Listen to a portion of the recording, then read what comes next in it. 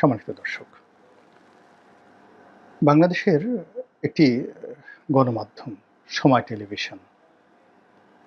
সেই সময় টেলিভিশনে কর্মরত কয়েকজন সাংবাদিকের বিরুদ্ধে বৈষম্য বিরোধী আন্দোলনের অন্যতম নেতা হাসনাত আবদুল্লাহ, তিনি সদল বলে সময় টিভির যে মালিক পক্ষ সিটি গ্রুপ, তীর যে সয়াবিন তেল আছে, প্রয়াত ফজলুর রহমান সাহেবের কোম্পানি, তো এই অফিসে গিয়ে তিনি হুমকি দিয়েছেন অথবা অনুরোধ করেছেন অথবা বাধ্য করেছেন তাদেরকে সময় টেলিভিশনের এই যে সাংবাদিক যারা আছেন কয়েকজন একটা তালিকা দিয়েছেন তাদেরকে চাকরিচ্যুত করার জন্য, এবং কর্তৃপক্ষ সেটি করেছেন। এরপর থেকে সেটা নিয়ে সারা বাংলাদেশে ভীষণ রকম হইচই। বিবিসি বাংলা রিপোর্ট করেছে, হায় হায় দেশ গেল। অন্যান্য গণমাধ্যম এবং সাংবাদিকরা গাল ঝুলিয়ে মুখ ঝুলিয়ে তারা রীতিমতো এই দেশ গেল, সমন্বয়করা কি করলো, হাসনাত আবদুল্লাহ সার্জিসরা করছে কি, তাদের বাসায় কত কোটি টাকা পাওয়া গেছে, এটা কি কোনো কাজের কাজ হলো? এখন এই সাংবাদিকদের যে যে চাকরিচ্যুতি, এটা কি ধরনের কথা? এখানে মালিক পক্ষ শাস্তি হতে পারে, এখানে সাংবাদিকদের শাস্তি হবে কেন? এই বিষয়গুলো নিয়ে এই যে বেচারা হাসনাত আবদুল্লাহ এমন একটা বিব্রতকর অবস্থার মধ্যে পড়েছেন যে তার পক্ষে কথা বলার মতো এই বাংলায় একজন লোক নেই। তিনি হয়তো একটা স্ট্যাটাস দিচ্ছেন, আর বাকি সবাই তাকে ধুমসে গালাগাল দিচ্ছে। এখানে একটা কথা বলে নেওয়া ভালো, আমাদের দেশের সংবাদপত্র শিল্পটি, এটি ৮০-র দশক পর্যন্ত, আমি ৮৬ সনে এই সংবাদপত্রে যোগদান করি, এরশাদ জমানা পর্যন্ত এটার একটা মান ছিল। যেমন ধরুন দৈনিক বাংলা, নির্মল সেন সেখানে চাকরি করতেন এবং সেখানে বসে তিনি মনের আনন্দে সারাদিন এরশাদকে গালাগাল দিতেন।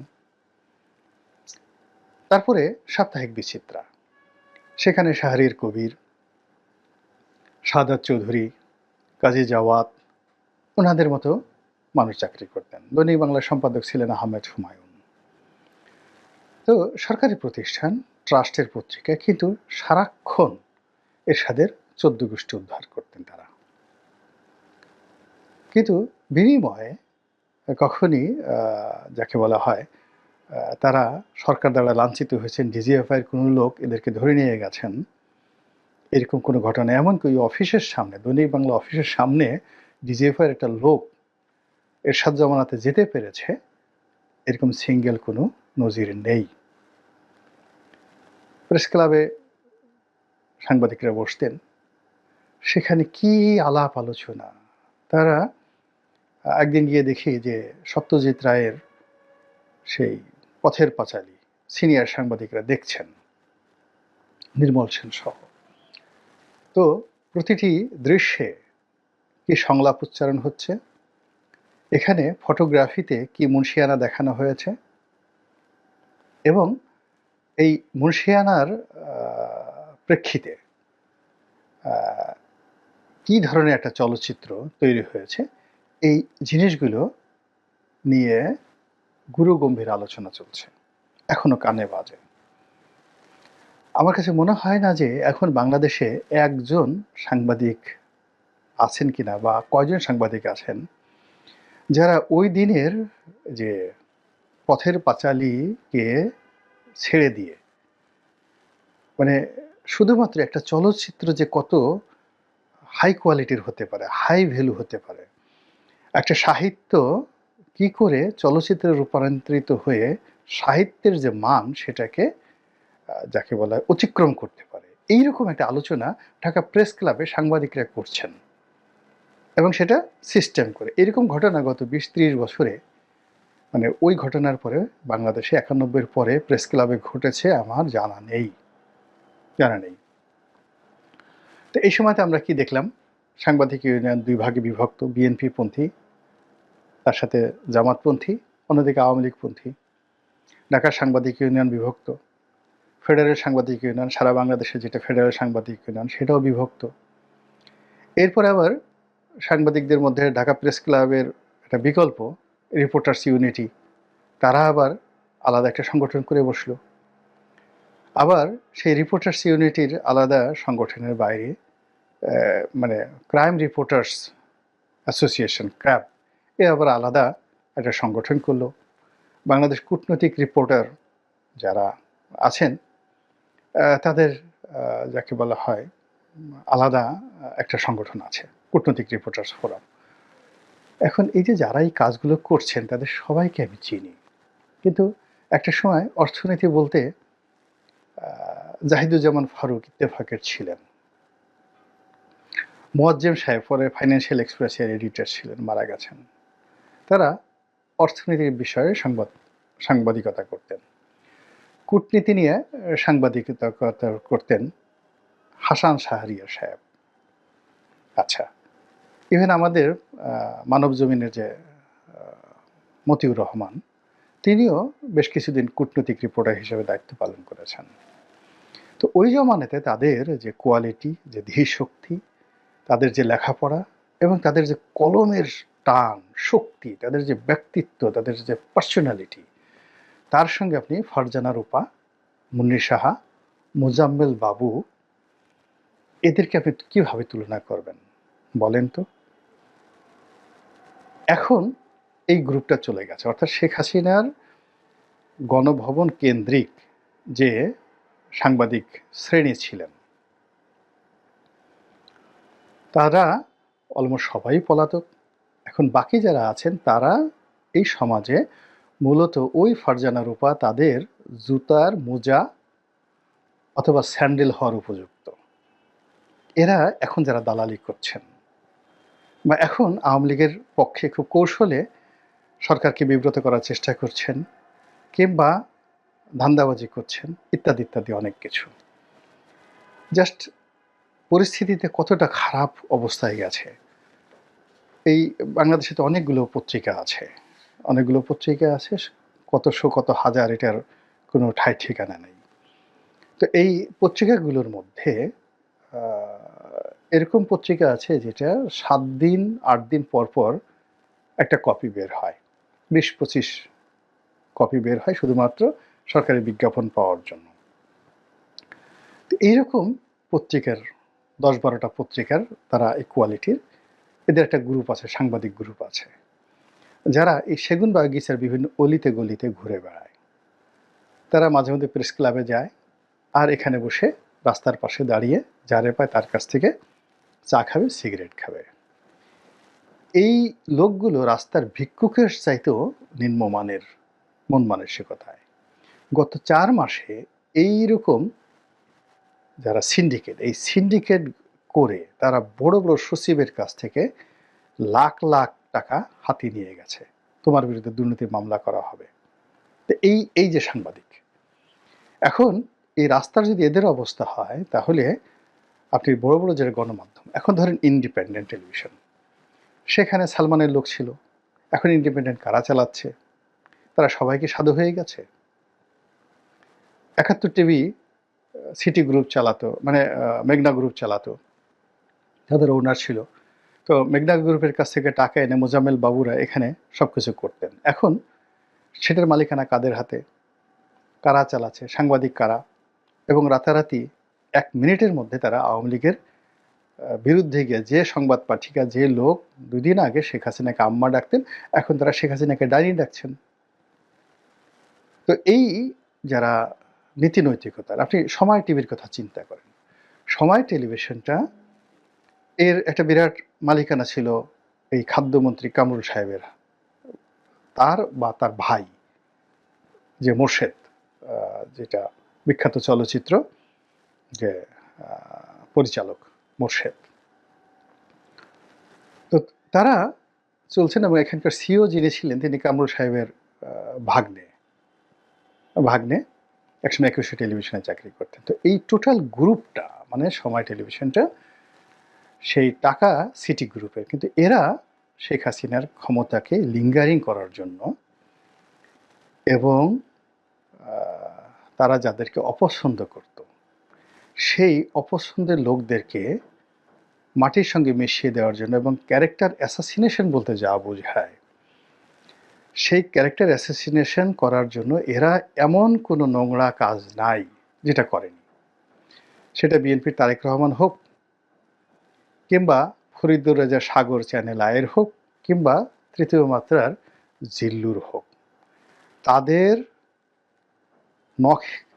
নখ এবং দন্ত, কিংবা তাদের যে বিষ মানে তাদের যে ফনা,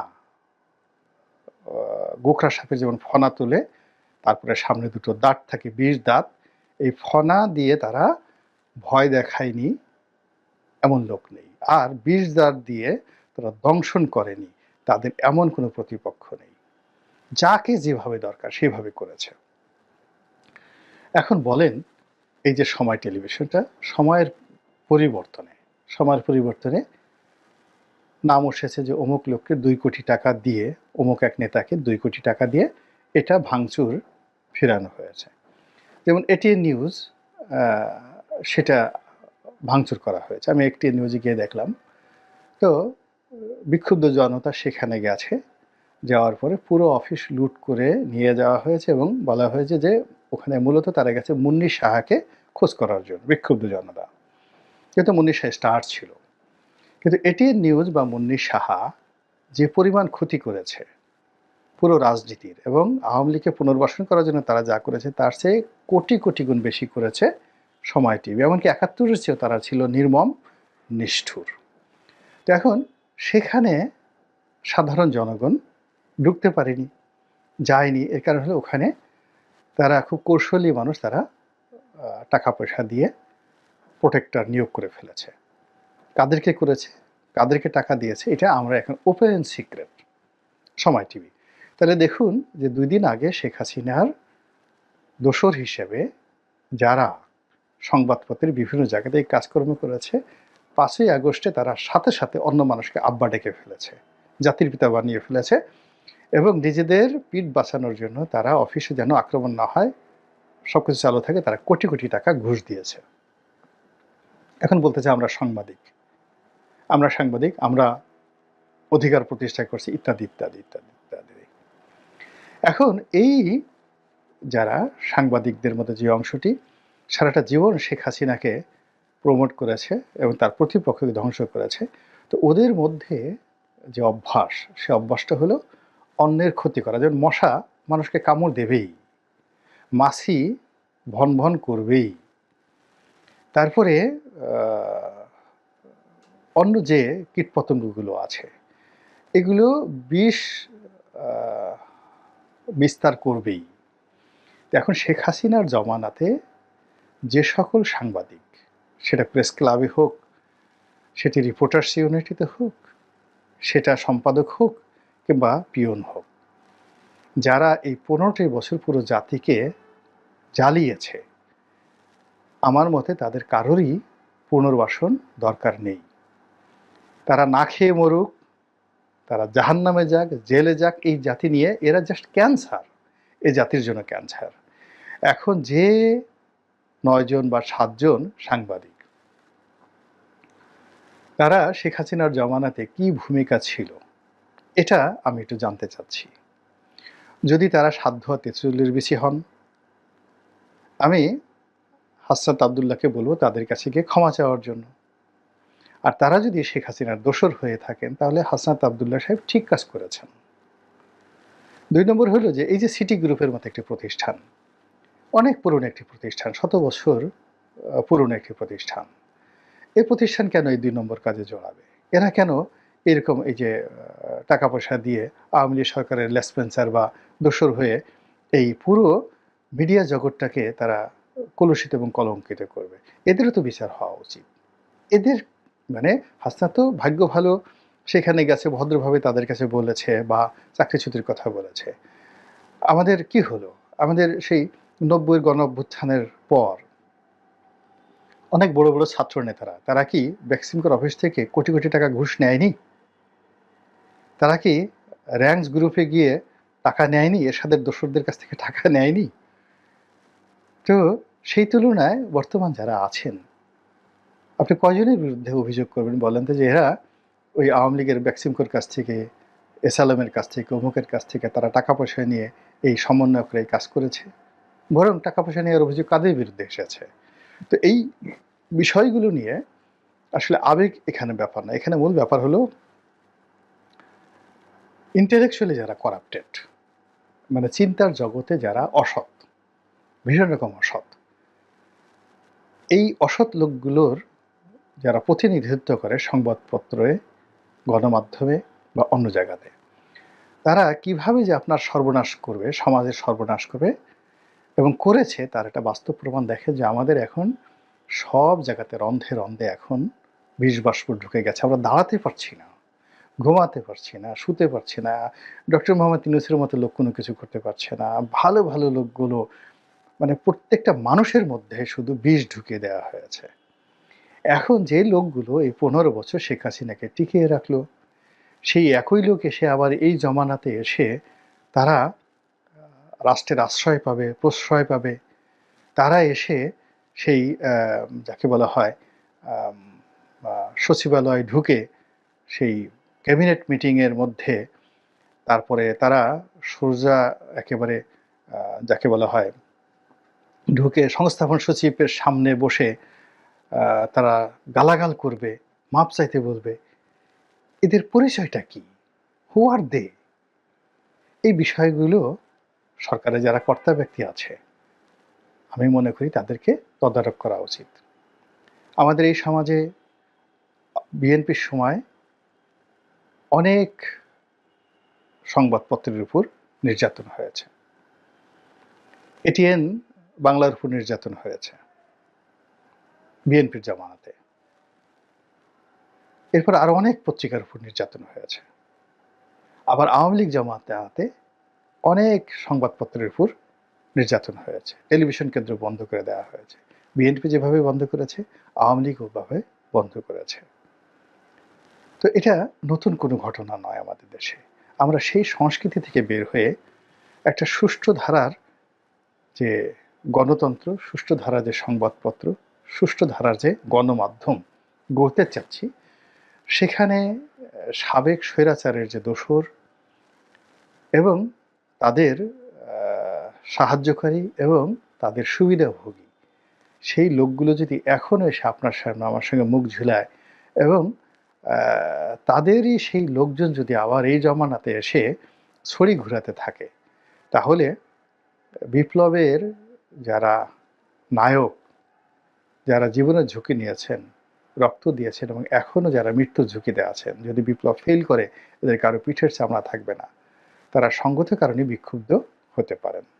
কাজে আমি মনে করি যে সাংবাদিক বলেই পার পাওয়া যাবে না, রাজনীতিবিদ হলেই পার পাওয়া যাবে না।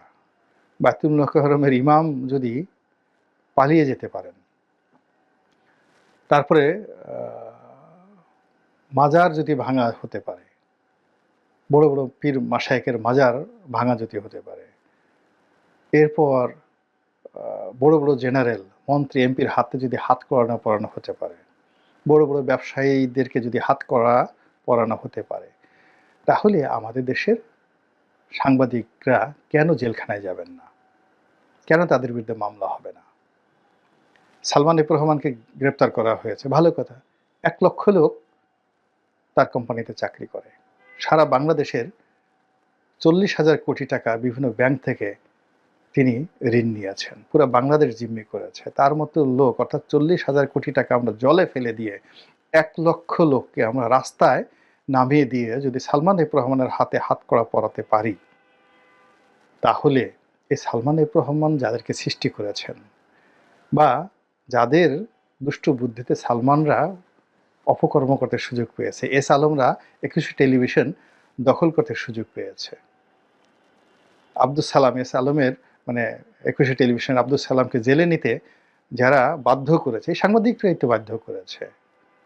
সেই সাংবাদিকরা কেন এখন বাইরে থাকবে বলেন তো? আপনার যদি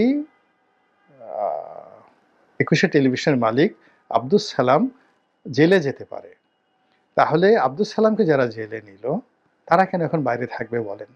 সাংবাদিক বললেই তাদেরকে বাইরে রাখতে হবে, বিবিসি বললেই তাদের বাইরে রাখতে হবে। আমি মনে করি বিবিসির লোকও যদি, বিবিসি বাংলার লোকও যদি অপকর্মের সাথে জড়িত হবে, ওইগুলোকে আগে ধরা উচিত সবার আগে।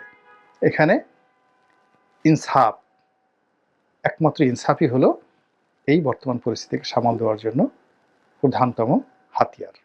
আল্লাহ আমাদের সবাইকে হেদায়েত দান করুন।